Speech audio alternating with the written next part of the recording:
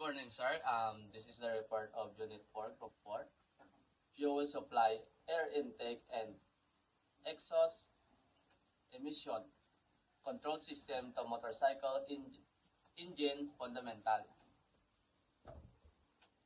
Group members, John Ray D. Pesqueria, Brian Bison, Carl Agustin Priza, and Dave Operi.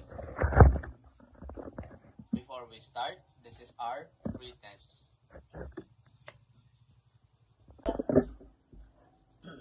Our introduction. Motorcycles are among the most efficient and commonly used vehicles around the world. Their engine may be small, but they are engineered with precision. To fully understand how motorcycles function, it is essential to study three key systems: fuel supply system, air intake system, exhaust, and emission control system. This system work together to ensure that the motorcycle operates smoothly, efficiently, and with minimal pollution. This report will explore the structure, function, and process of each of these systems. Fuel supply system. Function of importance. The fuel supply system is motorcycle engine delivers the right amount of the fuel to ensure efficient combustion. It stores fuel in the tank, filters impurities, and regulates the fuel flow based on engine needs in carbureted engine, and mix fuel with air while in the fuel injected. Engine in use to process injector. This system is crucial for optimal engine and performance fuel efficiency, reduce emission and engine longevity by prevent misfire and contamination. So ang fuel system kuno tanang katao sang insakto nga amount sang fuel kana nasulod ang gas kag gina-filter ang mga higko kag ga-regulate sang gato nga kinanglan sang atong makina. So, sir, may ipakita kami mga pictures na gina-explain kung ano ang components ng fuel system. Main components. Fuel tank. The fuel tank holds the gasoline or diesel that the engine uses. It makes sure the engine has enough fuel to run. Fuel lines. These are pipes or hoses that carry fuel from the tank to the engine. They need to be strong to prevent leaks. Then fuel pump. The fuel pump pushes fuel from the tank to the engine. It ensures the engine gets the right amount of fuel. Carburetor or fuel injector. The carburetor mixes fuel with air before it goes to the engine. Fuel injectors do the same in modern engines but in a more precise way. And last, fuel filter. The fuel filter keeps dirt and debris out of the fuel. It helps to protect engine from damage caused by bad fuel. Boy, come on, boy. How it works, process and steps. Fuel storage. Fuel is stored in the full tank, ready to use by the engine. The tank ensures a steady supply of fuel as needed during operation.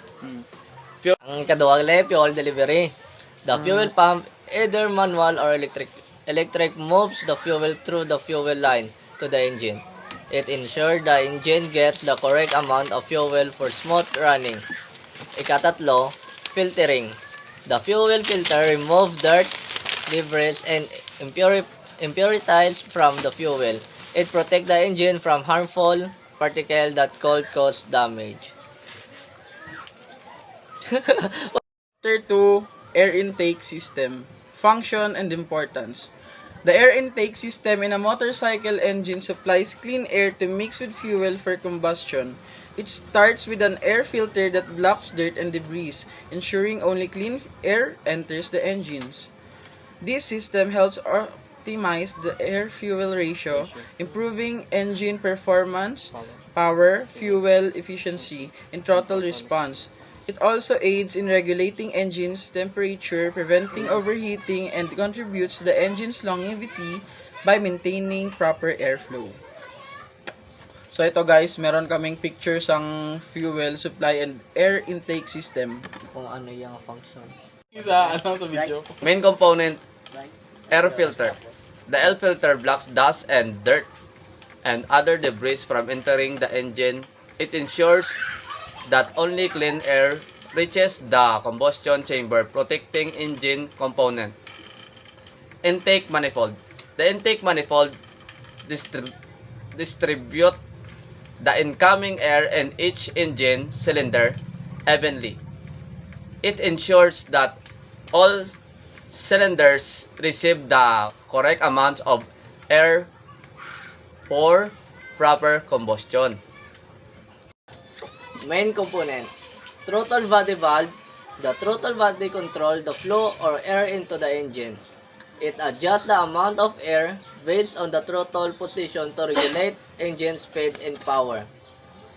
Ikadua, mass airflow sensor.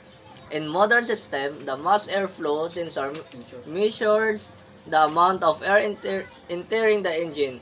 This information helps the engine control unit adjust the fuel supply for optimal performance.